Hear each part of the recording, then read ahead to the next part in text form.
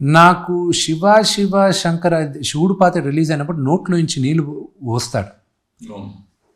చాలామంది అజ్ఞానులు వీడి చేతిలో పాత్ర ఉంది కదా, వీడెందుకు నోట్లో ఊసాడు, వీడెందుకు ఇది చేశాడని సోషల్ మీడియాలో ఒక క్యాంపెయిన్ స్టార్ట్ చేశారు. సెన్సార్ వాళ్ళు దాన్ని పట్టుకొని ఇది పౌరాణికంలో ఉందా లేదా అని క్వశ్చన్ చేయడం మొదలెట్టారు.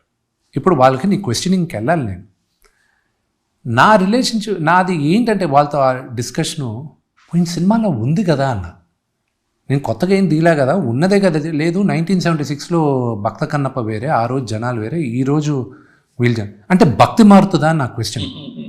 భక్తి మారుతుందా? దాంట్లో అయితే కృష్ణరాజు గారు చొప్పు కాలుతో లింగం ముందు అవన్నీ తీసేసి నోట్లో ఉన్న నీళ్ళు ఊసి దాని ద్వారా చేస్తారు. నేను అంత ఇదిగా చేయాలి, నేను భయం వేసి చేయనన్నా. కానీ నోట్లో ఎందుకు తీసుకొచ్చాడో ఒక రీజన్ ఉంది. దూర్జటి రాసిన దాంట్లో నోట్లో పుక్కిలించిన నీళ్ళు శివలింగానికి ఊసి అభిషేకం చేశాను. నేను పుక్కిలించలా, చేత్తో తీసుకురాలేని పరిస్థితుల్లో నేను వచ్చి ఇది చేశాను. ఆ డిస్టెన్స్ ఉన్న దూర్జటి కవిని ఆ వాక్యం చదవకుండా చాలామంది క్వశ్చన్స్ చేస్తారు. అదే చెప్పాను కదా, ఈ జనరేషన్లో వోక్ జనరేషన్ ఎక్కువైపోయిందని. రెండోది కూడా పని కట్టుకొని ఇక్కడ క్వశ్చన్స్ అడుగుతారు. కానీ అంకుల్, ఆల్ ఓవర్ ఇండియా కదా రిలీజ్ అయింది పాట. కొంతమంది తెలియని వాళ్ళు హిందీలో ఇదేంటి ఇంత అపచారం నోట్లోంచి ఊసాడు ఏంటి అని అడిగారు.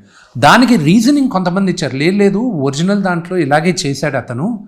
శ్రీకాళహస్తి దేవస్థానం చేసిన రాఘవేంద్ర గారితో చేసిన మా శ్రీకాళహస్తి మహత్యం దాంట్లో కూడా అదొక 30 minutes యూట్యూబ్లో ఉంది. అది మన రాజీవ్ కనకాల చేశాడు కన్నప్పగా. దాంట్లో కూడా పుక్కలించి ఊసి అతను చుప్కాలతో ఇది చేసి అంతా ఉంది.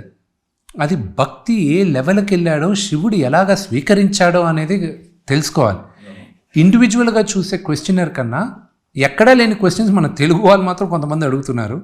అది ఇప్పుడు సెన్సార్లో చేస్తాను. నేను భయం వేసి ఏం చేశాను, ఏప్రిల్ 25వ తేదీ రిలీజ్ అనుకున్నప్పుడు ఎప్పుడు అది పోస్ట్పోన్ అయిందో, నేను శ్రీకాళహస్తి దేవస్థానంలో ఉన్న అక్కడ సంస్కృత్ కాలేజ్కి ఉన్న ప్రిన్సిపల్ని, ప్రధాన అర్చకుడిని, ఇంకొకరిని వాళ్ళకి తీసుకొచ్చి నేను ఒక మాజీ చైర్మన్ని, బోర్డు చైర్మన్ని తీసుకొచ్చి సినిమా చూపించేటప్పుడు చెప్పాను, దీంట్లో గ్రాఫిక్స్ లేవండి, మ్యూజిక్ కూడా డమ్మీ, ఇది సినిమా, దయచేసి బయట చెప్పకండి, మీరు చూడండి అని చెప్పి వాళ్ళతో చూపించాను.